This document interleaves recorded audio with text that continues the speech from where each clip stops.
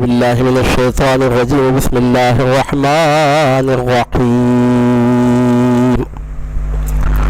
وإذا ضربتم في الأرض فليس عليكم جناح أن تقصروا من الصلاة إن خفتم أن يفتنكم الذين كفروا إن الكافرين كانوا لكم عدوا مبينا. وإذا كنت فيهم فأقمت لهم الصلاة فلتقم طائفة منهم معك وليأخذوا أسلحتهم فإذا سجدوا فليكونوا من ورائكم ولتأت طائفة أخرى لم يصلوا فليصلوا معك وليأخذوا حذرهم وأسلحتهم ود الذين كفروا لو تغفلون عن أسلحتكم وأمتعتكم فيميلون عليكم ميلة واحدة. ولا جناح عليكم إن كان بكم أذى من مطر أو كنتم مرضى أو تضعوا أسلحتكم وخذوا حذركم إن الله أعد للكافرين عذابا مهينا.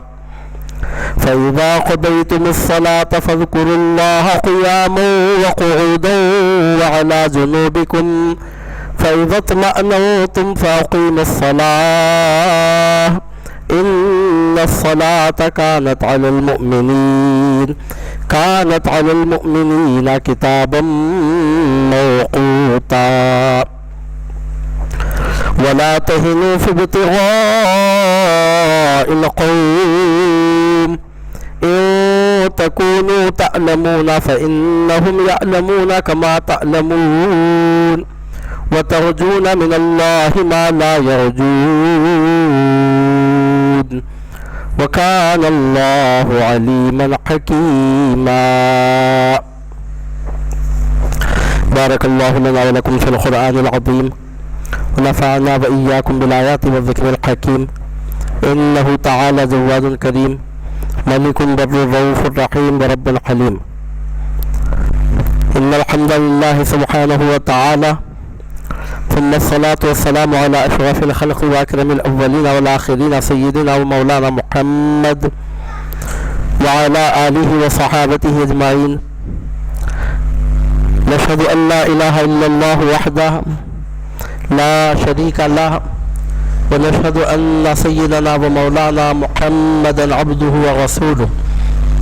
أما بعد فقد قال الله تبارك وتعالى في القرآن الكريم فأعوذ بالله من الشيطان الرجيم. بسم الله الرحمن الرحيم. إن الله وملائكته يصلون على النبي يا أيها الذين آمنوا صلوا عليه وسلموا تسليما. اللهم صل وسلم وزد وبارك على حبيبك ونبيك سيدنا ومولانا محمد وعلى آله وأصحابه وأهل بيته وأزواجه ذريته وعترته وحزبه أجمعين. چشم اقوام یہ نظارہ ابد تک دیکھے، چشم اقوام یہ نظارہ ابد تک دیکھے، رفت شان رفعنا لک ذکرک دیکھے. چشم اقوام یہ نظارہ ابد تک دیکھے، رفت شان رفعنا لک ذکرک دیکھے. قوت عشق سے ہر پست کو بالا کر دے، دہر میں اسم محمد سے اجالا کر دے. صلی اللہ علی حبیبہ و نبیہ و رسولہ سیدنا و مولانا محمد وعلی آلہ و اصحابہ اجمعین. معزز برادران ملت اسلامیہ، اللہ سبحانہ و تعالیٰ کے فضل و کرم سے، اس کے حسن توفیق سے سلسلہ وار ہفتہ وار درس تفسیر قرآن مجید کے ضمن میں منعقد ہونے والی آج کی نشست نمبر 62 ہے، نشست نمبر 62 ہے، جس میں اللہ کا نام لے کر آپ ہم یہاں جمع ہوئے ہیں. اور ابھی آپ کے سامنے سورہ نساء کا رکوع نمبر 15 مکمل تلاوت کیا گیا ہے، جس کی سماعت کی آپ نے سعادت حاصل کی ہے. قبل اس کے کہ تفصیلی مضامین بیان ہو، پہلے ترجمہ سماعت کریں. اللہ رب العزت ارشاد فرماتا ہے، اور جب تم سفر کرو زمین میں تو نہیں تم پر کچھ حرج اگر تم قصر کرو نماز میں۔ اگر ڈرو تم اس بات سے کہ تکلیف پہنچائیں گے تمہیں کافر، بے شک کافر تو تمہارے کھلے دشمن ہیں، اور جب آپ ان میں موجود ہوں اور قائم کریں آپ ان کے لیے نماز، تو چاہیے کہ کھڑا ہو ایک گروہ ان سے آپ کے ساتھ، اور وہ پکڑ رکھیں اپنے ہتھیار، پر جب سجدہ کر چکیں تو وہ ہو جائیں تمہارے پیچھے اور آ جائے دوسرا۔ اگر وہ جس نے نماز نہیں پڑھی بس وہ نماز پڑھے آپ کے ساتھ اور لیے رہیں اپنے بچاؤ کا سامان اور اپنے ہتھیار۔ تمنا کرتے ہیں کافر اگر تم غافل ہو جاؤ اپنے اسلحہ سے اور اپنے ساز و سامان سے تو وہ ٹوٹ پڑیں تم پر ایک بارگی۔ اور نہیں کوئی حرج تم پر اگر ہو تمہیں کوئی تکلیف بارش کی وجہ سے یا ہو تم بیمار تو اتار دو اپنے ہتھیار، مگر ہوشیار رہو بے شک اللہ تعالیٰ نے تیار رکھا ہے کافروں کے لیے عذاب رسوا کرنے والا۔ جب تم ادا کر چکو نماز تو ذکر کرو اللہ تعالیٰ کا کھڑے ہوئے اور بیٹھے ہوئے اور اپنے پہلوؤں پر، پھر جب مطمئن ہو جاؤ تو ادا کرو نماز، بے شک نماز مسلمانوں پر فرض کی گئی ہے اپنے اپنے مقرر وقت پر۔ اور نہ کمزوری دکھاؤ قوم کی تلاش میں، اگر تمہیں دکھ پہنچتا ہے تو انہیں بھی دکھ پہنچتا ہے جیسے تمہیں دکھ پہنچتا ہے، اور تم تو امید رکھتے ہو اللہ تعالیٰ سے اس کی جس کی وہ امید نہیں رکھتے، اور اللہ تعالیٰ سب کچھ جاننے والا بڑا دانا ہے۔ صدق اللہ العلی العظیم۔ یہ سورہ نساء کا رکوع نمبر 15 ہے جس کا بھی آپ نے ترجمہ سماعت کیا ہے۔ اس میں اللہ سبحانہ و تعالیٰ نے حالت سفر میں نماز میں قصر کرنے کی اجازت مرحمت فرمائی ہے، جیسا کہ ہماری شریعت مطہرہ کا یہ اصول تقریباً سب لوگ جانتے ہیں، سب علم رکھنے والوں کو پتہ ہے، یعنی ایوریج درجے کی معلومات رکھنے والا مسلمان بھی اس بات سے واقف ہے کہ جب آدمی حالت سفر میں ہوتا ہے تو 4 رکعت والی فرض نماز کے بدلے میں 2 رکعت نماز قصر ادا کی جاتی ہے۔ اللہ تعالیٰ کی مصلحتوں میں سے ہے یہ، اور اس امت پر اللہ تعالیٰ کی یہ رحمت ہے، اور ہمارے حضور نبی کریم صلی اللہ علیہ وسلم کی شریعت مطہرہ میں یہ بات ثابت شدہ ہے کہ آدمی جب حالت سفر میں ہو تو اس کی متعلقہ شرائط کے ساتھ اس کے چند شرائط ہیں، چند مسائل ہیں، چند وضاحتیں ہیں اس کی، ان سب تفصیلات کے مطابق بہرحال 4 رکعت والی فرض نماز 2 رکعت ادا کی جاتی ہے حالت سفر میں، تو اس کا یہاں پر ذکر مل رہا ہے۔ اور دوسری بات، نماز خوف کا طریقہ اس میں سکھایا جا رہا ہے، بتایا جا رہا ہے۔ نماز خوف سے مراد یہ نارمل حالت میں یہ نماز ادا نہیں کی جاتی، بلکہ بالکل سخت قسم کے حالات میں جب میدان جنگ میں نماز پڑھنے والے جب حالت جنگ میں ہوں اور نماز کا وقت آ جائے اور وہ جنگ اس قدر شدت پر ہو کہ روکی بھی نہیں جا سکتی اور نماز کا وقت نکل جانے کا اندیشہ بھی ہو، تو ایسے وقت میں ایک مخصوص طریقے سے یہ نماز پڑھی گئی حضور نبی کریم صلی اللہ علیہ وسلم کے زمانے مبارکہ میں، اس کو صلاۃ الخوف کہتے ہیں۔ اس کا طریقہ ہم ابھی آپ کے سامنے وضاحت سے عرض کریں گے۔ اس میں ہوتا یہ کہ ایک صف حضور نبی کریم صلی اللہ علیہ وسلم کے پیچھے کھڑی ہو جاتی ہے اور وہ سرکار پاک صلی اللہ علیہ وسلم کے ساتھ پہلی رکعت نماز پڑھ لیتے، ہاتھ میں ہتھیار رکھے ہوئے ہی پہلی رکعت نماز پڑھ لیتے۔ اس کے بعد جب ایک رکعت مکمل ہو جاتی، سرکار پاک صلی اللہ علیہ وسلم جب پہلی رکعت کا دوسرا سجدہ فرما لیتے تو ایک رکعت مکمل کر کے وہ ایک رکعت نماز پڑھنے والے پھر دشمن کے مقابلے کے لیے چلے جاتے، اور آدھے لوگ جو اب تک دشمن کے ساتھ دشمن کا مقابلہ کرنے میں مصروف تھے ان کو موقع دیتے کہ وہ بقیہ اس کے بعد کی رکعت پھر وہ حضور صلی اللہ علیہ وسلم کے ساتھ پڑھیں، یعنی آدھے لوگ پہلی رکعت پڑھ کے چلے جاتے، بقیہ تو جو آدھے لوگ ہوتے وہ حضور نبی کریم صلی اللہ علیہ وسلم کے پیچھے نماز پڑھنے کے لیے آ جاتے اور دوسری رکعت وہ حضور پاک علیہ الصلوۃ والسلام کے ساتھ پڑھتے، یہاں تک کہ جب نماز ختم ہو جاتی تو اپنی اپنی چھوٹی ہوئی رکعتیں پھر وہ اس طرح ادا کر لیتے جس طرح چھوٹی ہوئی رکعتوں کو شریعت میں ادا کرنے کا احکام ہے۔ اب سوال یہ پیدا ہوتا ہے کہ اتنے سخت حالات میں بھی جماعت بنا کر نماز پڑھنا کیوں ضروری سمجھا جاتا؟ تو ایک تو جماعت کی اہمیت بتانا بھی مقصود ہے، پہلی بات، اور دوسری بات اس سے بڑی بات یہ ہے کہ وہ جو نماز کی امامت ہوتی وہ امامت کرنے والا کوئی عام مسلمان نہ تھا بلکہ امام الانبیاء صلی اللہ علیہ وسلم امامت فرمایا کرتے، تو صحابہ کرام رضوان اللہ علیہ مجمعین نہیں چاہتے تھے کہ زندگی کی کوئی ایک نماز بھی سرکار کے پیچھے پڑھنے کا موقع ملے تو ترک ہو جائے۔ یہ بات اصول کی بنیاد پر، عقل کی بنیاد پر، قاعدے قانون کی بنیاد پر، رولز ریگولیشنز کی بنیاد پر، فتویٰ نویسی کے اصولوں کی بنیاد پہ نہیں ہے۔ قضاء و افتاء کے مسائل سے متعلق تو یہ بات بعد میں ہے، لیکن اس کا تعلق حضور نبی کریم صلی اللہ علیہ وسلم کی محبت سے ہے، منصب رسالت کی عظمت سے ہے، یعنی صحابہ کرام رضوان اللہ علیہم اجمعین یہ نہیں چاہتے تھے کہ ایک نماز بھی پڑھنے کا موقع اگر ملے سرکار کے پیچھے اور وہ موقع ان سے ترک ہو جائے. آپ یہ نہیں بول سکتے کہ وہ ایک موقع اگر چھوٹا تو بعد میں موقع مل سکتا تھا, وہ کہیں جانے والے تو نہیں تھے, وہ تو ساتھ ہی رہتے تھے. لیکن میں یہ بات آپ کے سامنے عرض کر رہا ہوں کہ اب اس کے بعد اگر موقع ملتا تو دوسری نماز کا موقع ملتا, یہی نماز چھوٹتی ہو تو چھوٹ ہی جاتی. اور وہ نہیں چاہتے تھے کہ حضور صلی اللہ علیہ وسلم کے اقتداء سے ایسے نازک مرحلے میں بھی محروم رہیں. چنانچہ اس طرح بھی نماز ادا کی گئی ہے جیسا کسی شاعر نے کہا ہے, نہ مسجد میں نہ بیت اللہ کی دیواروں کے سائے میں نماز عشق ادا ہوتی ہے تلواروں کے سائے میں.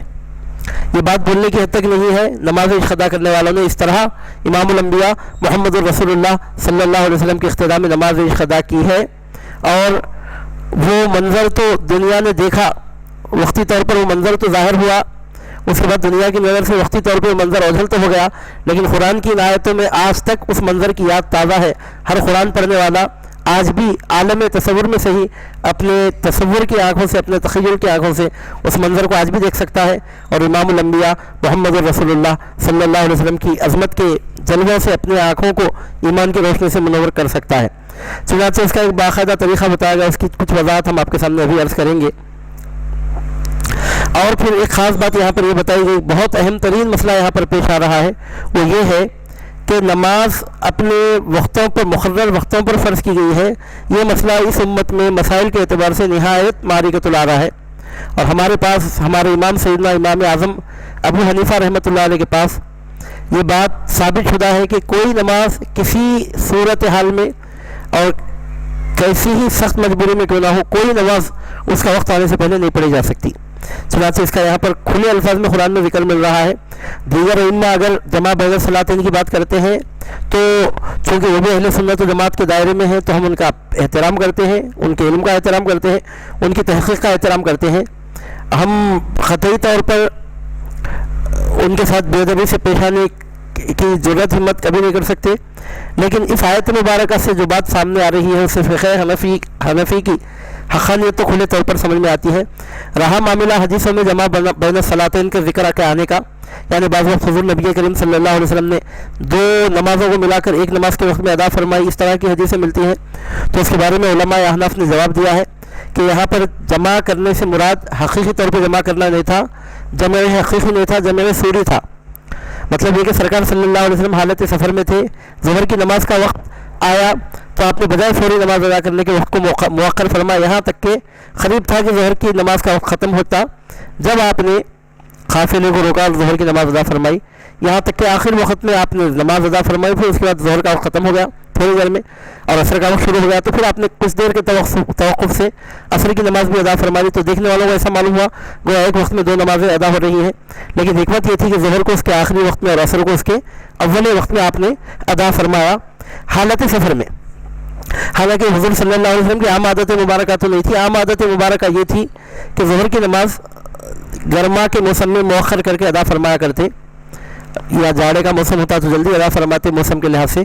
لیکن سفر میں اس حد تک قریب کر لیا ہے آپ نے بعض وقت نماز کو, جو آپ کی عادت مبارکہ میں عام طور پر آپ کی عادت قیام کی حالت میں نہیں تھی, سفر کی حالت میں اس طرح آپ نے کبھی نماز ادا فرمائی. اس میں سفر کی سہولت پیش نظر رہی ہوگی, کھلی بات ہے, کیونکہ قافلے کو بار بار رکا کر پھر آگے بڑھانے میں وقت زیادہ لگ جاتا ہے.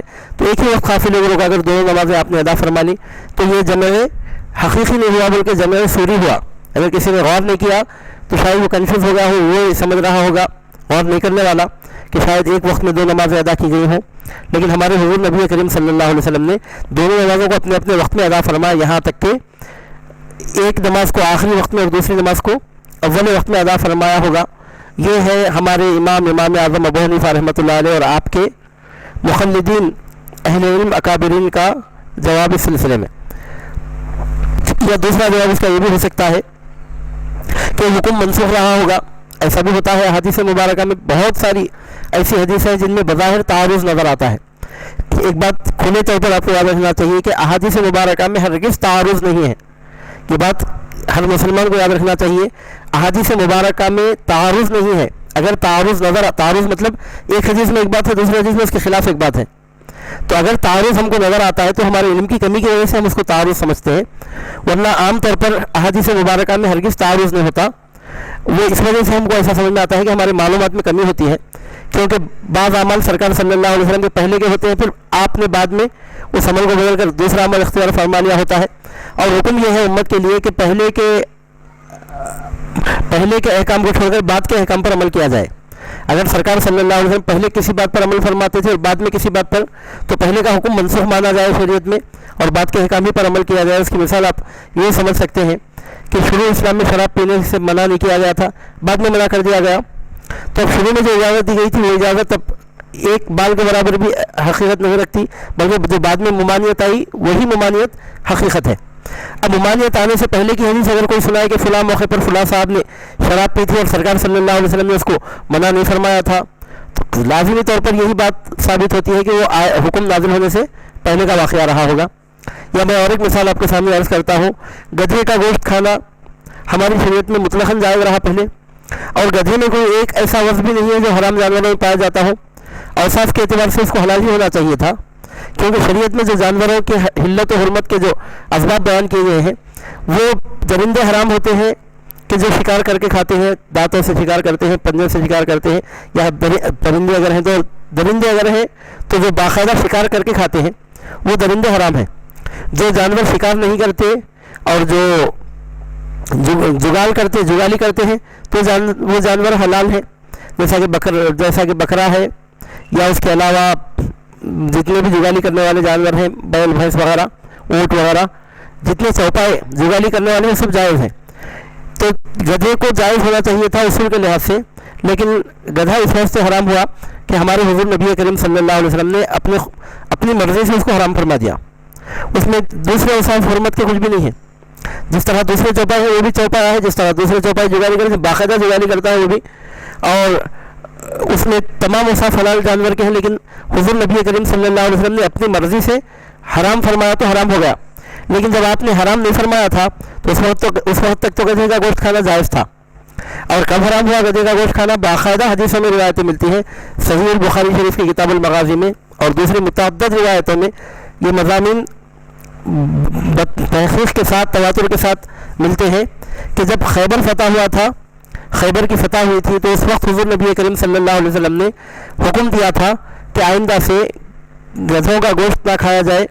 یہ حکم کب آیا؟ خیبر کی فتح کے موقع پر. اور شہر خیبر میں آپ نے یہ حکم سنایا تھا، اور اس بات سے سب واقف ہے کہ فتح خیبر کا واقعہ سن 7 ہجری میں پیش آیا. اب اس سے پہلے سن 6 ہجری میں یا سن 5 ہجری میں اور اس سے بھی پہلے اگر کسی نے گدھے کا گوشت کھایا ہے حضور نبی کریم صلی اللہ علیہ وسلم کے سامنے، اور اگر اس کو آپ نے منع نہیں فرمایا ہے، تو اس حدیث میں تعارض نہیں ہے. بلکہ سننے والے کو اگر یہ بات نہیں معلوم ہے کہ خیبر میں حرام ہوا تو اس کو کنفیوژن ہوتا ہے. یہی وجہ ہے کہ ہر حدیث سے مسئلہ نکالنا ہر کسی کا کام نہیں. اور بات یہ ہے تو میں آپ کے سامنے عرض کروں کہ حدیث سے براہ راست مسئلہ نکالنا عام عالم کا کام بھی نہیں ہے. عام مسلمان تو دور کی بات ہے، عام عالم کا بھی کام نہیں ہے کہ اکابر علماء کی تحقیقات سے بے نیاز ہو کر جو اپنی مرضی میں آئے احادیث سے مسائل نکالتا پھرے. اس کی اجازت عام لوگوں کو تو دور کی بات ہے، علماء کو بھی اس کی اجازت نہیں ہے جب تک کہ اکابرین کی تحقیق سے استفادہ نہ کر لیں، جب تک کہ ایک حدیث کو دوسری حدیث سے جوڑ کر وہ دیکھ نہ لیں. لوگ آتے ہیں دھڑلے سے ایک حدیث پڑھتے ہیں اور جو ان کے دل میں آتا ہے اس کا مطلب بھی نکالتے ہیں، تو یہ فن حدیث سے سخت ناواقفی کا نتیجہ ہے. اور علوم حدیث سے مسائل کو حل کرنے کا جو اصول امت میں رہا ہے اس سے ناواقف ہونے کا نتیجہ ہے. اب اگر کوئی ایسی حدیث لے کر آئے بالفرض میں سمجھانے کے لیے بول رہا ہوں کہ ایک صاحب نے سرکار کے سامنے گدھے کا گوشت کھایا اور سرکار نے منع نہیں فرمایا، اب کوئی اس حدیث کو پڑھ کر گدھے کو حلال کرنے کی کوشش کرے تو ظاہر کی بات ہے کہ گدھے کا گوشت تو حرام ہی رہے گا، اس طرح وہ حلال نہیں ہو جائے گا. اب رہ گئی ان کی دلیل کہ فلاں موقع پر فلاں صحابی نے گدھے کا گوشت کھایا اور سرکار نے منع نہیں فرمایا. ہم یہی کہیں گے کہ حرمت کا حکم آنے سے پہلے کا واقعہ تھا. یعنی شریعت کے جو احکام آئے ایک بار کی ایک ہی وقت میں پورے احکام نہیں آئے. ایسا نہیں ہوا کہ پورے احکام ایک ساتھ ہاتھ میں دے دیے گئے ہو، ایسا نہیں ہوا. احکام بتدریج نازل ہوتے رہے اور احکام کے نزول کا سلسلہ شروع کب ہوا؟ سرکار پاک صلی اللہ علیہ وسلم کے اعلان نبوت کے ساتھ، اور اس کی تکمیل کب ہوئی؟ سرکار کی دنیا سے پردہ فرمانے کے بعد. جب تک سرکار دنیا میں بظاہر جلوہ فرما رہے احکام کا نزول ہوتا رہا. ہاں، پردہ فرمانے سے مراد یہاں پر عین پردہ فرمانے تک، یا یوں کہیے کہ وہ آخری آیت نازل ہونے تک 2-4 مہینے حج کے موقع پر پردہ فرمانے سے 3 مہینے پہلے وہ جو سورہ مائدہ کی آخری آیت نازل ہوئی، الیوم اکملت لکم دینکم واتممت علیکم نعمتی ورضیت لکم الاسلام دینا. آج میں نے تم پر تمہارا دین مکمل کر دیا، اپنی نعمت تم پہ پوری کر دی اور تمہارے لیے دین اسلام کو پسند کر لیا۔ یہ جو آخری آیت عرفات کے میدان میں 9 ذی الحجہ سن 11 ہجری میں سرکار کی دنیا سے پردہ فرمانے کے تقریباً 3 مہینے پہلے 3 مہینے 3 دن پہلے یہ آیت نازل ہوئی تھی، تو اس آیت کے نزول تک احکام کے نزول کا سلسلہ برابر باقی رہا۔ پہلے ایک کام کی اجازت دی گئی، بعد میں اس سے منع کر دیا گیا۔ بعض وقت ایسا ہوا پہلے ایک کام سے منع کیا گیا تھا اور بعد میں اس کی اجازت دے دی گئی۔ مشہور حدیث سے سرکار صلی اللہ علیہ وسلم فرماتے ہیں، میں نے تم کو زیارت قبور سے منع کیا تھا، لیکن خبردار اب قبروں کی زیارت کے لیے جایا کرو، اور کما قال صلی اللہ علیہ وسلم۔ تو ظاہر سی بات ہے کہ پہلے ممانعت تھی اور بعد میں اجازت ملی، تو جتنے احکام میں بعد میں جو حکم آتا ہے وہی حکم ثابت قرار پاتا ہے۔ تو اس طرح وہ حدیث کے فن میں اگر ڈوب کر دیکھیں گے تو اسے بہت ساری اس میں باریکیاں ہیں۔ تو بہرحال ہمارے امام اعظم ابو حنیفہ رحمۃ اللہ علیہ اور آپ کے مخلدین میں ہمارے اکابرین فقہاء احناف یہ ارشاد فرماتے ہیں کہ اگر سرکار صلی اللہ علیہ وسلم نے جمع بین الصلاتین فرمایا بھی ہوگا، اگر دو نمازیں جمع فرمایا بھی اگر ایک ہی وقت میں، تو ہو سکتا ہے کہ اس وقت تک یہ حکم نہیں آیا ہوگا کہ ہر نماز کو اس کے وقت میں پڑھا جائے، اس وقت تک اجازت تھی ہوگی اور آگے چل کر اس کی ممانعت ہو گئی ہوگی۔ یہ ایک خاص تحقیقی مسئلہ، اس سے زیادہ یہاں پر اس مسئلے کی تحقیق پیش کرنا یہ کوئی مقصد نہیں ہے۔ آپ کو بات یہ سمجھانا ہے کہ اس طرح کے مسائل میں ہم کو اپنے اماموں کی ہی پیروی کرنی چاہیے، اور ہمارے امام اعظم ابو حنیفہ رحمۃ اللہ علیہ کا مسلک اس آیت مبارکہ کی روشنی میں نہایت مضبوط نظر آتا ہے۔ اور جہاں تک مسلمانوں کے فرقوں کی بات ہے تو ایک فرقہ ہے روافض کا، جن کو اہل تشیع کہتے ہیں، جن کو شیعہ کہتے ہیں، اور ان لوگوں کا طریقہ یہ ہوتا ہے کہ وہ لوگ عموماً بغیر کسی سبب کے بڑی آسانی کے ساتھ 2 بلکہ 3 نمازوں کو سنا گیا ہے کہ جمع کر لیتے ہیں ایک ہی وقت میں، 2 نمازوں کو ملا کر ایک ہی وقت میں پڑھ لیتے ہیں۔ تو ہمارے پاس اس کی قطعی طور پر اجازت نہیں دی جا سکتی۔ ہاں ہمارے پاس بھی 2 نمازوں کو ملا کر پڑھانے کا حکم ہے، کب ہے؟ خاص ایام حج میں، وہ بھی کب؟ جب حضور نبی کریم صلی اللہ علیہ وسلم کے عمل مبارک سے ثابت ہوا ہے، جس کا ذکر باقاعدہ حدیثوں میں روایتوں میں ملتا ہے۔ اور جیسا کہ آپ سب جانتے ہیں کہ حج کے موقع پر عرفات سے نکل کر مغرب کی نماز پڑھے بغیر عرفات سے نکلتے ہیں اور جا کر مینا میں مغرب اور عشاء کی نماز، عشاء کے وقت میں مغرب اور عشاء جمع کر کے پڑھتے ہیں۔ وہ ایک جگہ اجازت ہے، وہ ایک جگہ حکم ہے۔ حج کے ایام میں خاص اس موقع پر جس موقع پر سرکار صلی اللہ علیہ وسلم سے منقول ہے وہ ایکسیپشن ہے، اس کے علاوہ عام صورتوں میں نماز کو مقدم نہیں کیا جا سکتا۔ آپ یہ سمجھیے کہ اگر عشاء کی نماز کا وقت ہونے سے پہلے کسی نے عشاء کی نماز پڑھ لی تو ایسا ہے کہ وہ اس نے عشاء کی نماز پڑھی ہی نہیں۔ آپ کہیں گے اگر وقت گزارنے کے بعد پڑھی تو وہ بھی وقت میں تو نہیں ہوئی، ادا تو نہیں ہوئی مگر قضا ہو جاتی ہے۔ وقت گزارنے کے بعد اگر کوئی ادا بھی سمجھ کر پڑھا تو قضا ہی ہوتی ہے، ذمے سے ساخت تو ہو جاتی ہے۔ لیکن وقت آنے سے پہلے کسی صورت میں، کسی سرکمسٹنس میں، کسی صورتحال میں، کسی کنڈیشن میں، کسی شرط کے نماز کو وقت آنے سے پہلے ادا نہیں کیا جا سکتا۔ یہ نہایت باریکۃ العریٰ مسئلہ ہے جو اس رکوع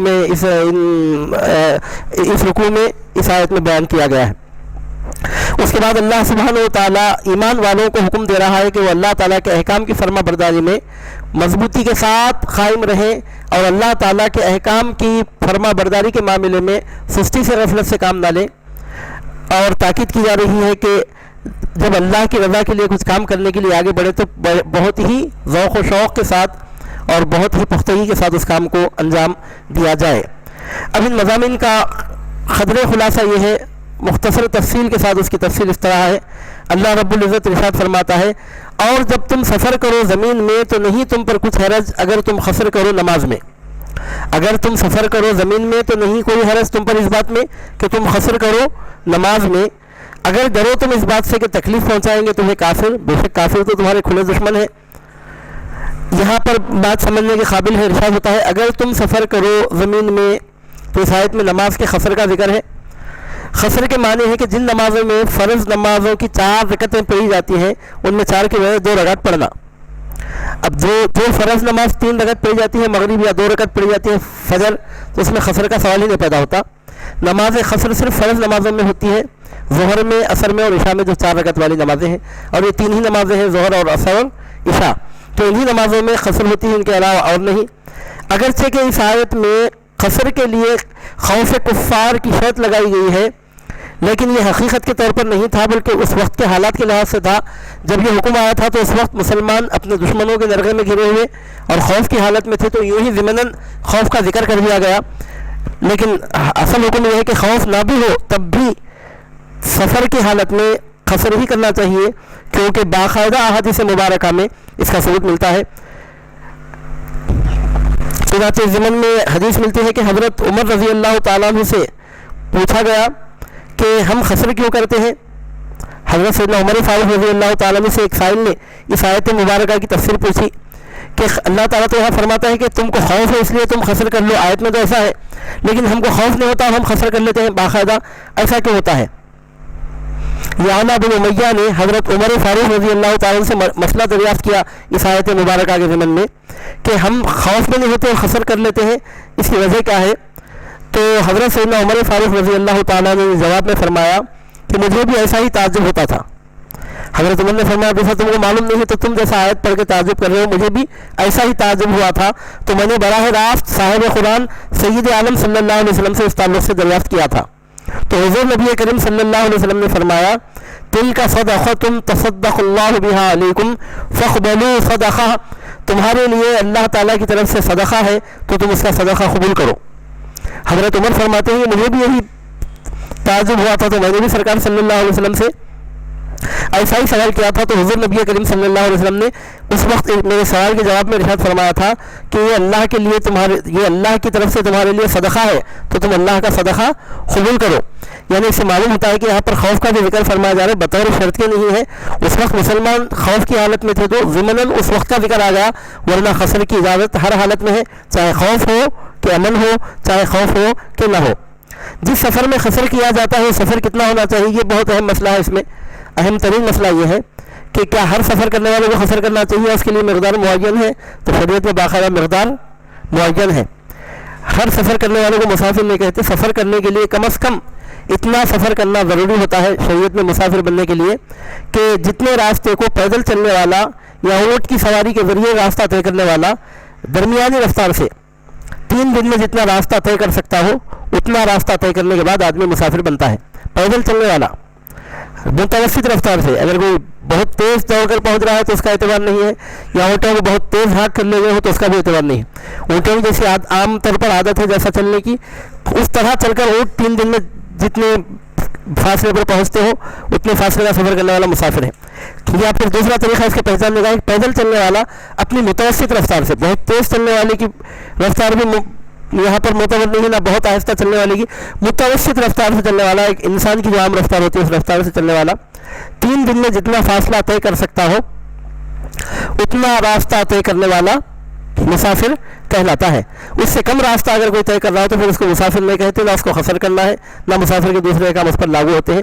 اللہ پیر کرم شاہ زری رحمۃ اللہ علیہ لکھتے ہیں صاحب ضیاء القرآن کہ جس سفر میں قصر کیا جاتا ہے اس کی ادنا مقدار اتنی ہے جتنی 3 رات دن میں پیدل یا اونٹ کی متوسط رفتار سے طے کی جا سکتی ہے۔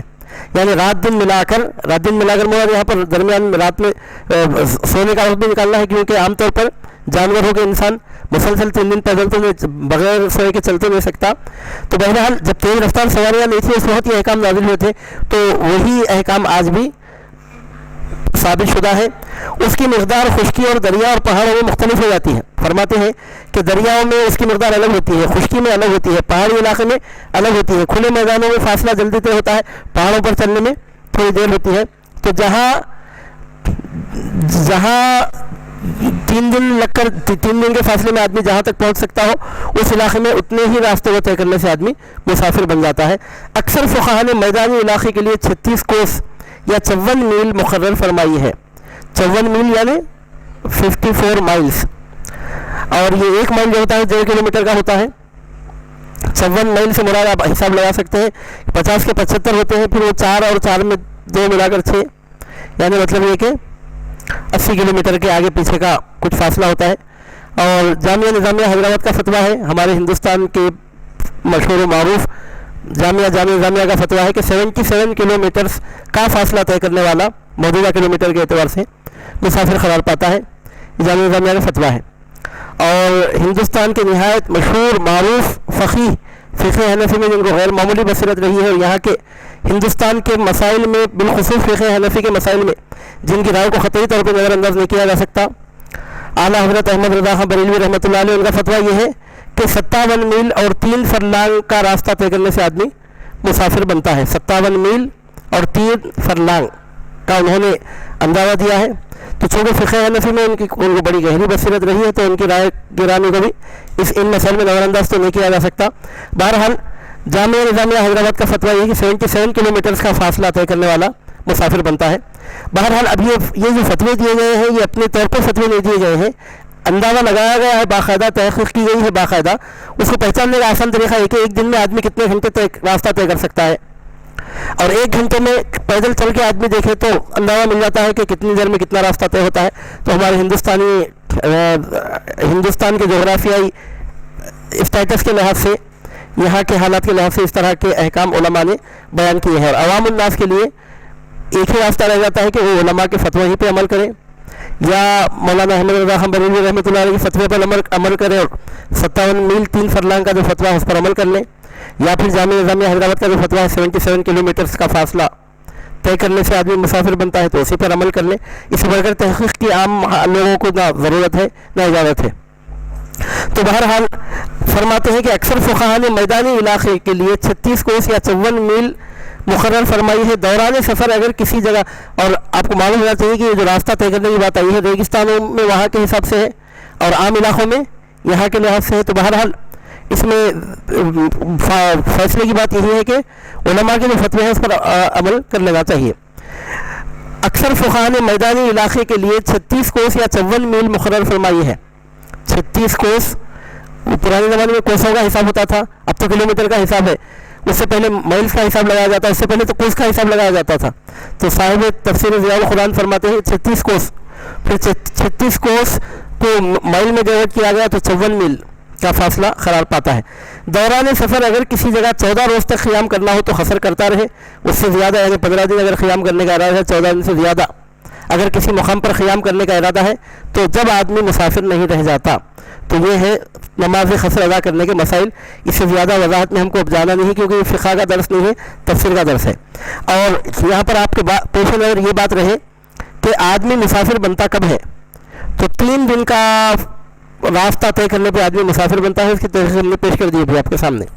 دوسری بات یہ کہ آدمی جب ایک مقام سے دوسرے مقام کو پہنچ جائے، جب تک راستے میں مسافر ہی ہے، آپ کرنول سے نکلے حیدرآباد کو جانے کے لیے تو جب تک حیدرآباد نہیں پہنچے مسافر ہی ہے، یہ تو کھلی بات ہے۔ اب آپ اپنی منزل کو پہنچ گئے، حیدرآباد جانا تھا تو حیدرآباد، بنگلور جانا تھا تو بنگلور پہنچ گئے۔ اب وہاں پہنچنے کے بعد اب آپ مسافر ہی رہے یا مقیم بن گئے، تو اس کے بارے میں وضاحت یہ ہے اگر آپ وہاں 15 دن 14 دن سے زیادہ رکنے کا ارادہ رکھتے ہیں، ایک ساتھ وہاں سے نکلنا ہی نہیں ہے، اسی ایک مقام پہ 14 دن سے زیادہ یعنی 15 دن رہ جانا ہے، تو ایسی صورت میں اس مقام کو پہنچتے ہی آپ مقیم بن جاتے ہیں اور صرف راستے ہی میں قصر کرنا ہوتا ہے، مقام پہ پہنچنے کے بعد قصر کرنا نہیں ہوتا۔ لیکن جس مقام پہ آپ پہنچے ہیں وہاں 15 دن رکنے کا ارادہ نہیں ہے، 14 دن یا اس سے کم رکنے کا ارادہ ہے، 2 دن 4 دن یا 14 دن یا اس سے بھی کم کا ارادہ ہے، تو ایسی صورت میں دوسری بستی کو پہنچ جانے کے باوجود، دوسری آبادی کو پہنچ جانے کے باوجود، دوسرے شہر کو پہنچ جانے کے باوجود آدمی مسافر رہتا ہے، جب تک وہاں رہے اس وقت تک وہ نمازوں میں قصر بھی کرتا رہے۔ اگر 14 دن سے کم کا قیام ہے تو اس شہر کو پہنچ کر بھی آدمی مسافر ہی رہتا ہے۔ اس ضمن میں ایک مسئلہ البتہ بطور خاص لوگ پوچھتے ہیں اور وہ بہت اہمیت رکھتا ہے کہ اگر مسافر مقیم امام کے پیچھے آ کر نماز پڑھے تو اس کو کیا کرنا چاہیے۔ ہمارے پاس درگاہ شریف میں لوگ آتے ہیں حیدرآباد سے، دوسرے مقامات سے، وہ 1 آدھ دن کے لیے یا 2-3 دن کے لیے آتے ہیں، کھلی بات ہے وہ مسافر ہیں، وہ ہمارے اختیار میں باقاعدہ نماز ادا کرتے ہیں، 4 رکعت والی نماز بھی پڑھتے ہیں، تو ان کو کیا کرنا چاہیے۔ اب وہ سفر میں ہے اور امام مقیم ہے، وہ پوری 4 رکعت پڑھا رہا ہے تو ان کو کیا کرنا چاہیے۔ تو مسئلہ یہ ہے کہ امام اگر مقیم ہے اور مسافر مقیم امام کے اقتداء میں نماز ادا کر رہا ہے تو مسافر کو چاہیے کہ امام کی اقتداء میں اگر وہ نماز ادا کر رہا ہے تو قصر نہ کرے، بلکہ وہ پورے 4 کے 4 رکعت ادا کرے، یہاں تک کہ اس کی 1 آدھ رکعت اگر چھوٹی ہے تو وہ اس کی تکمیل بھی کرے۔ قصر کرنے کا حکم اس وقت ہے جب مسافر تنہا نماز پڑھ رہا ہو یا مسافر کے پیچھے نماز پڑھ رہا ہو۔ اگر مسافر نے مقیم کی اقتداء کر لی یہاں تک کہ مقیم امام کے پیچھے آخری قاعدہ بھی اگر اس کو مل گیا تو امام کے سلام پھیرنے کے بعد پورے 4 رکعتوں میں اس کو تکمیل کرنی ہوتی ہے۔ مقیم امام کے پیچھے نماز پڑھنے والا قصر نہ کرے، اگر مقتدی مقیم امام کی اقتداء میں نماز ادا کر رہا ہے تو مسافر ہونے کے باوجود وہ قصر نہ کرے، پورے 4 رکعت ادا کرے عصر میں، عشاء میں اور ظہر میں. تو یہ مسئلہ بھی بڑی اہمیت رکھتا ہے اس ضمن میں. اور اس کے علاوہ بقیہ مسائل ہم اس وقت چھوڑ رہے ہیں، اس لیے چھوڑ رہے ہیں کہ بقیہ آیتوں کے مضامین ہم کو بیان کرنا ہے. اس کے بعد اللہ سبحانہ و تعالیٰ ارشاد فرماتا ہے، اے حبیب جب آپ ان میں موجود ہوں اور قائم کریں آپ ان کے لیے نماز. اے میرے پیارے حبیب مصطفیٰ، جب آپ اپنے صحابہ کے درمیان میں موجود ہوں اور جب آپ ان کے لیے نماز قائم کریں، یہ خاص حالت جنگ میں حکم آ رہا ہے، تو چاہیے کہ کھڑا ہو ان میں سے ایک گروہ آپ کے ساتھ اور وہ پکڑ رکھے اپنے ہتھیار. بس جب وہ سجدہ کر چکے یعنی 1 رکعت کی تکمیل ہو جائے تو وہ ہو جائے تمہارے پیچھے.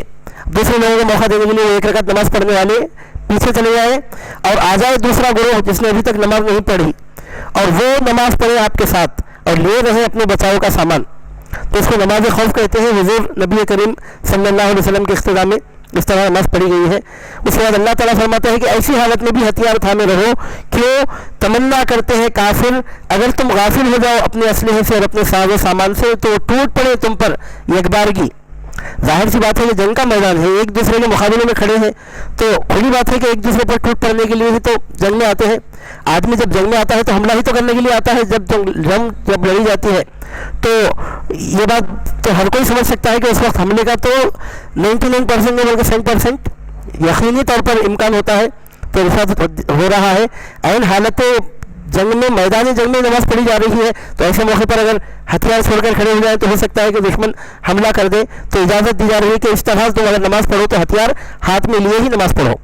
اس وقت نماز پڑھتے پڑھتے ہاتھ سے ہتھیار مت چھوڑو، کیونکہ اگر تم ہتھیار چھوڑ کر نماز پڑھنے لگو تو ہو سکتا ہے کہ بغیر ہتھیار کے تم کو دشمن پائے تو تم پر ایک بار کی ٹوٹ پڑے. تو ارشاد ہوتا ہے کہ تمنا کرتے ہیں کافر اگر تم غافل ہو جاؤ اپنے اسلحے سے اور اپنے ساز و سامان سے تو ٹوٹ پڑے تم پر یکبارگی اور نہیں کوئی حرج تم پر. اگر ہو تمہیں تکلیف بارش کی وجہ سے یا تو ہو تم بیمار تو اتار دو اپنے ہتھیار، مگر ہوشیار رہو بے شک اللہ تعالیٰ نے تیار کر رکھا ہے کافروں کے لیے عذاب رسوا کرنے والا. اگر کوئی بیمار ہو گیا ہے یا تیز بارش وغیرہ کی وجہ سے اگر یہ ہتھیار نہیں سنبھال سکتا تو ظاہر سی بات ہے کہ مجبوری کی حالت ہے، لیکن جب تک مجبوری نہ ہو اس وقت تک ہتھیار اپنے آپ سے جدا نہ کرو.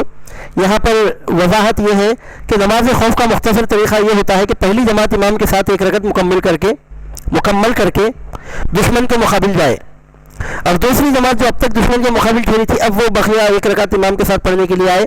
پھر امام جب سلام پھیر دے تو پہلی جماعت آئے، دوسری رکعت تو آدھے لوگوں کو مل گئی امام کے ساتھ. تو یعنی مطلب کہ آپ ایسا سمجھے گروپ اے ہے گروپ بی ہے، یعنی جنگ کرنے والے 2 حصوں میں ڈیوائڈ ہو گئے اے اور بی. تو گروپ اے نے آ کر پہلی رکعت نماز پڑھی، سرکار صلی اللہ علیہ وسلم کے اقتداء میں چلی گئی. اب گروپ بی کو دوسری رکعت ملی یہاں تک کہ سلام پھیرنے تک وہ ساتھ شامل رہے. اب دونوں کی 1 رکعت بچی ہوئی ہے تو گروپ بی کو چاہیے کہ وہ اس کے بعد سلام پھیر کے چلے جائے. پھر گروپ اے آئے پھر اور وہ آ کر کیا کرے کہ 1 رکعت نماز بغیر خیرت کے پڑھے، پھر دشمن کے مقابل چلے جائے. اور گروپ بی جو بچ گیا تھا وہ اب آ کر 1 رکعت پڑھے اور اس میں خیرات کرے. وہ پہلے جو نماز پڑھنے والے تھے ان کا حکم یہ تھا کہ ان کو امام کے ساتھ پہلی رکعت ملی دوسری رکعت نہیں ملی. بعد میں اگر وہ دوسری رکعت ملی پہلی رکعت نہیں، وہ مضبوط لاحق کہتے ہیں شریعت میں، احکام میں بڑی تفصیل ہے. یعنی امام کے ساتھ کسی کو پہلی رکعت ملی بعد کی رکعت نہیں ملی، بعد کی رکعت ملی اور ان کو پہلی رکعت نہیں ملی تو خیرات کرنے نہیں کرنے کے مسائل میں اختلاف ہوتا ہے. تو جن کو امام کے ساتھ پہلی رکعت ملی بعد کی رکعت نہیں ملی گروپ اے، تو ان کو چاہیے کہ وہ 1 رکعت بغیر خیرات کی نماز مکمل کریں. بغیر خیرات کے مکمل کرنے کا مطلب یہ کہ تھوڑی دیر بغیر خیرات پڑھ کے ٹھہرے رہیں پھر نماز کی تکمیل کر لیں. البتہ گروپ بھی جب آئے تو ان کو امام کے ساتھ پہلی رکعت نہیں ملی تھی، دوسری ملی تھی، پہلی چھٹ گئی تھی جو عام طور پر مسجدوں میں ہوتا ہے. آپ اس کو یاد رکھیں، ایسا بھی سمجھ سکتے ہیں عام طور پر مسجدوں میں جو لوگوں کی نماز چھوٹتی ہے وہ پہلی رکعتیں نہیں ملتی امام کے ساتھ، آخری کی رکعتیں ملتی ہیں، شروع کی رکعتیں نہیں ملتی عام طور پر. تو گروپ بی کا وہی حال ہے یہاں پر. تو ان کو حکم یہی ہے کہ وہ آ کر جب اپنی چھوٹی ہوئی رکعت کی تکمیل کریں تو اس میں خیرات بھی کر لیں. دوسری جماعت اپنی جگہ آ کر 1 رکعت جو باقی رہی تھی اس کو خیرات کے ساتھ پوری کرے کیونکہ یہ مسبوق ہے. اور پہلے جن لوگوں نے نماز ادا کی وہ لاحق ہے. یہ مسبوق اور لاحق کی اصطلاح ہے شریعت میں. جس کو امام کے ساتھ نماز نہیں ملی، پوری رکعتیں نہیں ملی، جس کو امام کے ساتھ پوری رکعتیں نہیں ملتی اس کو مسبوق یا لاحق کہتے ہیں. مسبوق اس کو کہتے ہیں کہ جس کو شروع کی رکعتیں نہیں ملی بعد کی رکعتیں ملی. اور اکثر جو مسجدوں میں اکثر جو روزانہ جو صورتحال ہماری مسجدوں میں پیش آتی ہے، یہ لوگ مذبوحی ہوتے ہیں اور ان کو حکم یہ ہے کہ اپنی بقیہ رکعت کی تکمیل کرتے وقت خلوت بھی کر لیں، جن رکعتوں میں خلوت کرنا ہے ان رکعتوں میں خلوت کر لیں۔ امام کے ساتھ شروع کی رکعتیں ملی، بعد کی رکعتیں نہیں ملی، اس کو لاحق کہتے ہیں، اور لاحق کو حکم یہ ہے کہ بقیہ رکعتوں کی جب تکمیل کرے تو اس میں خلوت نہ کرے۔ یہ اہتمام اس وقت ضروری ہوتا ہے جب ساری فوج ایک ہی امام کے اقتداء میں نماز ادا کرنی چاہتی ہو، جیسا ہمارے حضور صلی اللہ علیہ وسلم کے عہد مبارک میں ہوا۔ اور جہاں ایسا نہ ہو تو آسانی یہ ہو سکتی ہے کہ گروپ اے آ کر اپنی الگ جماعت بنا کر پوری نماز پڑھ کر جائے، پھر گروپ بھی آئے اور اپنی پوری نماز الگ جماعت بنا کر پڑھ کر جائے، یہ مسائل ہی پیدا نہ ہو، ایسا بھی ہو سکتا ہے،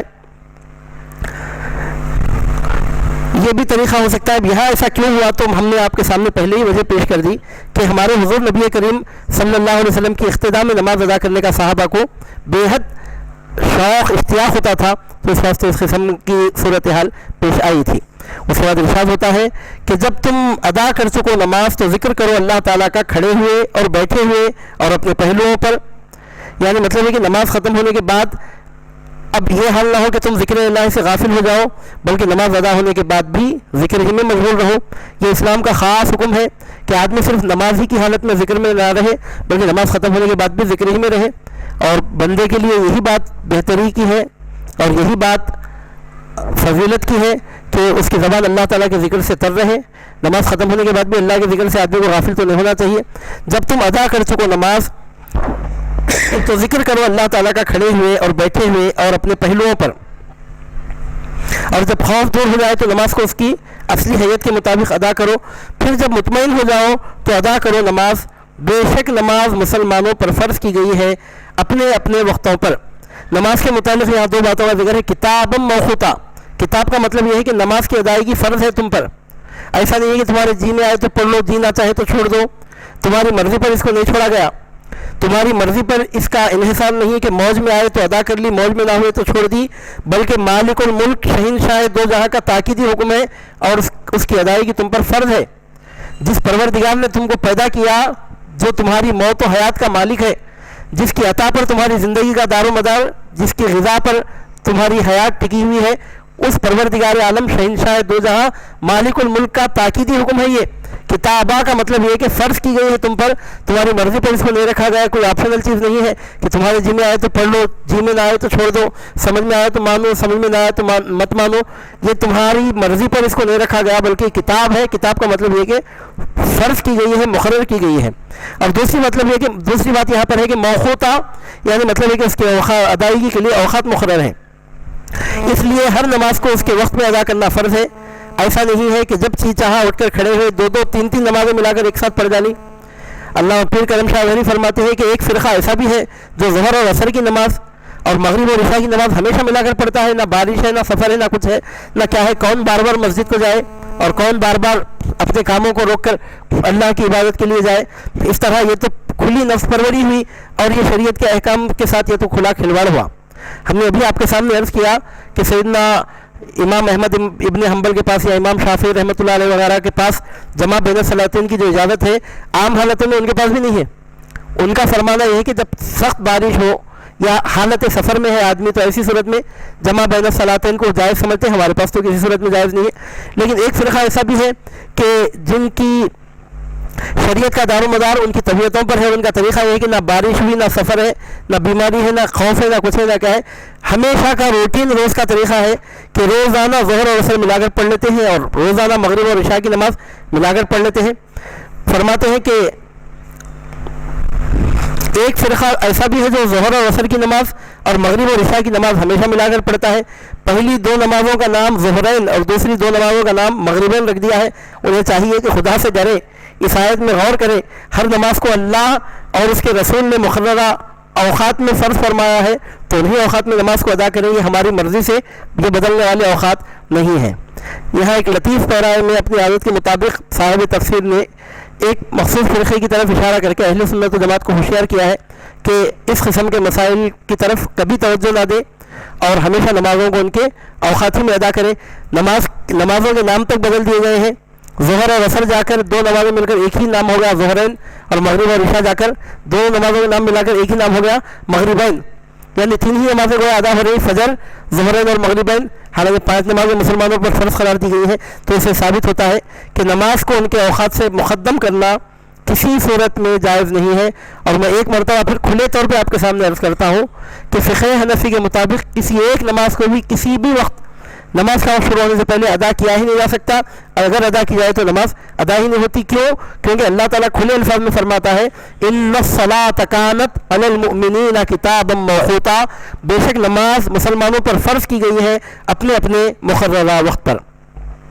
اس کے بعد آخر میں ارشاد ہوتا ہے کہ اور نہ کمزوری دکھاؤ قوم کی تلاش میں، قوم کی تلاش میں کمزوری نہ دکھاؤ کا مطلب یہ کہ دشمن کے تعاقب میں سستی مت کرو۔ جب تم نے اللہ کے راہ میں اپنے جان کو جوخم میں ڈالنے کا ارادہ کر ہی لیا ہے تو کفر و شرک کو سربلند کرنے کے لیے جو لڑ رہے ہیں وہ تمہارے سر پر ٹھہرے ہیں، تو تم کو بھی یہی چاہیے کہ تم بھی پوری ہمت کے ساتھ ثابت قدم رہو، تمہاری سستی کہیں ان کی کامیابی کا سبب نہ بن جائے۔ اور نہ کمزوری دکھاؤ دشمن قوم کی تلاش میں، اگر تمہیں دکھ پہنچتا ہے۔ اب یہاں پر دیکھیے کتنے سمجھانے والے انداز میں اور کیسے تسلی اور دلاسا دینے والے انداز میں اللہ تعالیٰ فرماتا ہے اگر تمہیں دکھ پہنچتا ہے تو انہیں بھی تو دکھ پہنچتا ہے جیسے تمہیں دکھ پہنچتا ہے۔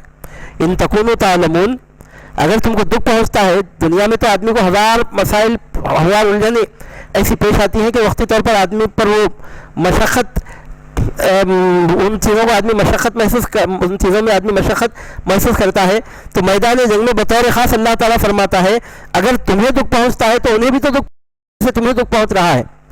جب وہ بالکل چاقو چوبند ہے تو تم کو بھی چاقو چوبند رہنا چاہیے، ہیلے بہانے نہیں بنانا چاہیے۔ دکھ تم کو پہنچ رہا ہے تو دکھ تو ان کو بھی پہنچ رہا ہے، اور تم تو امید رکھتے ہو اللہ تعالیٰ سے ثواب کی، اور ان کو تو ثواب کی امید بھی نہیں ہے۔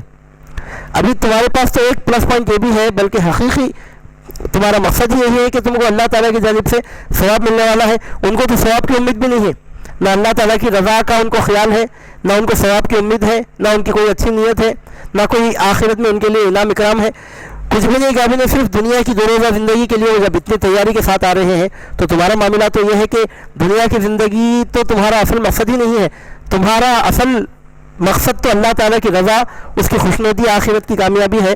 تو ان کے پاس ثواب کی امید نہیں ہے، اس کے باوجود وہ چاقو چوبند ہے، تو تم کو چاہیے کہ تمہارے پاس تو ثواب کی امید ہے، تو تم کو تو اور زیادہ چاقو چوبند ہونا چاہیے۔ اس کے بعد اللہ تعالیٰ فرماتا ہے کہ اللہ تعالیٰ سب کچھ جاننے والا ہے، بڑا دانا ہے، یعنی اللہ تعالیٰ ہر چیز کا علم رکھنے والا اور بڑی حکمت والا ہے۔ یہاں پہنچ کر سورہ نساء کے رکوع نمبر 15 کے مضامین کی گویا ایک حد تک تکمیل ہوتی ہے، اس کا خلاصہ بیان کر کے ہم آج کے درس کو اختتام تک پہنچا رہے ہیں۔ یہ سورہ نساء کا رکوع نمبر 15 ہے، جس میں اللہ سبحانہ و تعالیٰ نے خسر کا حکم بیان فرمایا، اور خسر کے سلسلے میں ایک اہم بات بولنے سے رہی، میں اور بھی عرض کر دیتا ہوں آپ کے سامنے کہ اگر کوئی آدمی مسافر ہونے کے باوجود خسر نہ کرے، یعنی حالت سفر میں ہے، اس کو 4 رکعت والی نماز 2 رکعت پڑھنا ہے، اس کے باوجود پوری 4 رکعت اگر پڑھتا ہے، خسر کرنے کے حکم کے موقع پر وہ خسر نہیں کرتا، خسر کرنے کی گنجائش رکھتے ہوئے وہ خسر نہیں کرتا، تو شریعت میں اس کا حکم کیا ہے؟ نماز ادا ہوتی ہے کہ ادا نہیں ہوتی؟ تو آپ کو معلوم ہونا چاہیے کہ ایسا شخص اگر 2 رکعت پر اگر قاعدہ کر لیتا ہے، 2 رکعت کے بعد جو قاعدہ اولا ہوتا ہے وہ قاعدہ کر کے پوری 4 رکعت اگر پڑھ لے تو نماز ادا تو ہو جاتی ہے، لیکن ایسا ادا کرنا بہتر نہیں ہے۔ کیوں؟ کہ حضور نبی کریم صلی اللہ علیہ وسلم کا یہ طریقہ مبارکہ نہیں رہا۔ یعنی ایک بات ذہن میں آ سکتی ہے کہ 2 کی جگہ اگر 4 رکعت پڑھ لی تو اس میں خرابی کیا ہے؟ 2 رکعت بڑھ کر پڑھ لینے میں خرابی کیا ہے؟ 4 سجدے اور بڑھ کر ہو جاتے ہیں، اور 2-4 منٹ بڑھ کر اگر عبادت میں وقت لگ گیا تو اس میں خرابی کیا ہے؟ یہ سوال آ سکتا ہے ذہنوں میں۔ تو آپ کو معلوم ہونا چاہیے کہ ایسا نہیں کرنا چاہیے، جب خسر کا مسئلہ پیش آئے تو خسر کرنا ہی چاہیے۔ کیوں؟ اس لیے کہ حضور نبی کریم صلی اللہ علیہ وسلم نے خسر فرمایا ہے۔ خسر ترک کر کے پوری نماز پڑھنے میں کوئی فضیلت نہیں ہے، میں پھر ایک مرتبہ مقرر آپ کے سامنے عرض کر رہا ہوں، 1-2 رکعت نماز بڑھ کر پڑھنے میں کوئی فضیلت نہیں ہے، بلکہ اس میں خراب ایک لحاظ سے اس میں فضیلت میں کمی ہے، کیونکہ حضور نبی کریم صلی اللہ علیہ وسلم کے عمل مبارک سے آدمی ہٹ رہا ہے، تو اس میں بہتری نہیں ہے۔ یعنی مطلب یہ اس کو الفاظ بدل کر میں اس طرح کروں کہ 4 رکعت نماز پڑھے تو ثواب کم ہے، 2 رکعت نماز پڑھے تو ثواب زیادہ ہے۔ 4 رکعت نماز پڑھے تو ثواب کم ہے، 2 رکعت نماز پڑھے تو ثواب زیادہ ہے۔ یا بالفاظ دیگر 4 رکعت میں 4 منٹ میں نماز ہو گئی تو ثواب زیادہ ہے، 6-7 منٹ میں نماز ادا ہوئی تو ثواب کم ہے. کیوں؟ اس واسطے کہ یہاں 4 منٹ یا 7 منٹ کو نہیں دیکھا جائے گا، یہاں پر 2 رکعت یا 4 رکعت کو نہیں دیکھا جائے گا، یہاں حضور نبی کریم صلی اللہ علیہ وسلم کی اتباع کو دیکھا جائے گا، رسول اکرم صلی اللہ علیہ وسلم کی پیروی کو دیکھا جائے گا. جہاں سرکار صلی اللہ علیہ وسلم نے 2 رکعت نماز ادا کی ہے وہاں پر 2 رکعت ادا کرنے میں ہی فضیلت ہے. اگر مقیم امام کے پیچھے نماز پڑھے تو پوری پڑھ لے، الگ بات ہے. یہ مسئلہ بڑا اہم ہے کہ اگر کوئی شخص مسافر ہوتے ہوئے قصر نہ کرے تو کیا اس کی نماز ادا ہو جائے گی؟ ادا تو ہو جائے گی، لیکن یہ بہتر نہیں ہے، اس میں ثواب میں کمی ہے، اس کو قصر ہی کرنا چاہیے، قصر کو ترک نہیں کرنا چاہیے. تو اللہ سبحانہ و تعالیٰ نے یہاں قصر کا حکم بیان فرمایا، اور ساتھ میں حکم یہ تھا کہ تم نماز میں قصر کر لو کیونکہ تم حالت خوف میں ہو. تو یہ خوف کی جو یہاں پر بات کی گئی ہے وہ کچھ شرط کے طور پر، کنڈیشن کے طور پر، قید کے طور پہ نہیں ہے، ضمناً ذکر آ گیا تو بات کی گئی ہے. جیسا کہ آپ نے حدیث بھی سماعت کی، خوف ہو کہ امن ہو، بہرحال جب آدمی مسافر بنے تو اس کو چاہیے کہ 4 رکعت فرض والی نماز کو 2 رکعت پڑھ لے. اور دوسرا حکم یہاں پر بطور خاص جو بیان ہوا ہے، حضور نبی کریم صلی اللہ علیہ وسلم کے اقتداء میں صحابہ نے جو صلاۃ الخوف ادا کی تھی اس کا بھی ذکر یہاں ملتا ہے. اس سے ہمارے حضور نبی کریم صلی اللہ علیہ وسلم کی شان محبوبیت کا ذکر ملتا ہے، اس کا پتہ چلتا ہے. اگر چاہتے تو ایسا بھی ہوتا کہ 2 جماعتیں الگ الگ جماعت بنا، 2 گروہ الگ الگ جماعتیں بنا کر نماز پڑھ لیتے، لیکن باقاعدہ ایک رکعت سرکار کے پیچھے جو صحابہ نے نماز ادا کی، نماز تو اس وقت ختم ہو گئی مگر اس کی یاد قیامت کے صبح تک باقی رہ گئی، حضور نبی کریم صلی اللہ علیہ وسلم کی عظمت اور آپ کی شان ظاہر کرنے کے لیے. اسی کے ساتھ مل کر دور حاضر کا ایک نہایت سلگتا ہوا مسئلہ بھی حل ہو جاتا ہے کہ عورتوں کو مسجدوں میں آ کر جماعت سے نماز پڑھنے کی اجازت دینے میں خرابی کیا ہے. حضور نبی کریم صلی اللہ علیہ وسلم کے زمانے میں عورتیں مسجدوں میں آ کر نمازیں ادا کیا کرتی تھیں، فلاں حدیث میں ایسا ہے، فلاں حدیث میں ایسا ہے. تو عزیزان محترم، اس کا جواب بھی یہ ہو سکتا ہے کہ عورتوں کو حضور نبی کریم صلی اللہ علیہ وسلم کے دور میں مسجدوں میں آنے سے اس لیے نہیں روکا گیا کہ ان کو ایک نبی برحق صلی اللہ علیہ وسلم کے اقتداء میں نماز ادا کرنے کی سعادت نصیب ہو رہی تھی. عورتیں بھی تو سرکاری کا کلمہ پڑھتی تھیں، وہ بھی حضور نبی کریم صلی اللہ علیہ وسلم کی امت میں تھی. تو عورتوں کو مسجد میں آنے سے سختی سے اس لیے نہیں روکا گیا سرکار کے زمانے میں کہ امتی کو نبی کے اقتداء میں نماز پڑھنے کا موقع نصیب ہو جائے. لیکن جب سرکار نے دنیا سے بظاہر پردہ فرما لیا تو پھر یہ صورتحال باقی نہیں رہی. تو حضرت امیر المومنین سیدنا عمر فاروق رضی اللہ تعالیٰ عنہ نے سختی سے عورتوں کو مسجدوں میں آنے سے روک دیا، اور سیدنا عمر فاروق رضی اللہ تعالیٰ عنہ کے دور میں پورے صحابہ کا بغیر اختلاف کے اس مسئلے پہ اجماع ہو گیا کہ عورتوں کو مسجدوں میں نماز ادا کرنے کے لیے نہیں آنا چاہیے بلکہ گھروں ہی میں نماز پڑھنا چاہیے. اس مسئلے کی بڑی وضاحت ہے، اس سے زیادہ تفصیل بیان کرنا مقصود نہیں ہے. حضور نبی کریم صلی اللہ علیہ وسلم نے کبھی عورتوں کو مسجدوں میں آنے کا شوق نہیں دلایا، بلکہ کھلے طور پر آپ فرماتے رہے کہ عورتیں مسجد میں نماز پڑھیں گے تو ثواب کم ملے گا، گھروں میں پڑھیں گے تو ثواب زیادہ ملے گا. کھلے طور پر آپ ارشاد فرماتے تھے. پریکٹیکلی نہیں روکنے کی وجہ یہی تھی کہ سرکار صلی اللہ علیہ وسلم کے اقتداء میں نماز پڑھنے کا ان کو موقع مل جائے. جب سرکار دنیا سے بظاہر تشریف لے گئے تو وہ صورتحال باقی نہیں رہی. تو سیدنا عمر فاروق رضی اللہ تعالیٰ عنہ نے حکم لگا کر عورتوں کو مسجدوں میں آنے سے روک دیا. اب رہا معاملہ ہے کہ جب حدیثوں میں ایسا ہے تو پھر حضرت عمر رضی اللہ تعالیٰ عنہ نے کیوں روکا؟ نعوذ باللہ من ذالک، ہماری اتنی بڑی جرت، اتنی ہمت نہیں ہے کہ ہم حضرت عمر رضی اللہ تعالیٰ عنہ سے بڑھ کر اپنے آپ کو عالم سمجھیں. ابھی ہمارا علم اتنی ترقی نہیں کیا نعوذ باللہ من ذالک کہ ہم صحابہ کرام سے آگے بڑھنے کی دعویٰ کریں نعوذ باللہ من ذالک. سرکار صلی اللہ علیہ وسلم کی مرضی کیا ہے، آپ کا منشا کیا ہے، اس کو عمر فاروق رضی اللہ تعالیٰ سے بڑھ کر نہ آپ سمجھ سکتے ہیں، نہ میں، نہ کوئی مفتی سمجھ سکتا ہے، نہ کوئی قاضی، نہ اس سے بڑھ کر کوئی اسکالر سمجھ سکتا ہے، نہ کوئی اسپیکر. کیوں کہ حضرت عمر فاروق رضی اللہ تعالیٰ کی وہ شان رہی جن کے بارے میں سرکار فرماتے ہیں کہ اگر میرے بعد کوئی نبی ہوتا تو عمر ہوتے. تو ان سے بڑھ کر شریعت کے مزاج کو کون سمجھ سکتا ہے، ان سے بڑھ کر شریعت کے احکام کی حقیقت کو کون سمجھ سکتا ہے، ان سے بڑھ کر اللہ اس کے رسول کے منشا اور مرضی کو کون سمجھ سکتا ہے. تو بہرحال اس سے ہمارے حضور نبی کریم صلی اللہ علیہ وسلم کی شان محبوبیت کا پتہ چلتا ہے. اور تیسری بات یہاں پر جو بطور خاص بیان ہو رہی ہے وہ یہ ہے، اور اس میں فقہ حنفی کی حقانیت کھل کر ظاہر ہو رہی ہے کہ اللہ تعالیٰ کھلے طور پر ارشاد فرماتا ہے کہ بے شک نماز مسلمانوں پر فرض کی گئی ہے اپنے اپنے مقرر وقت پر.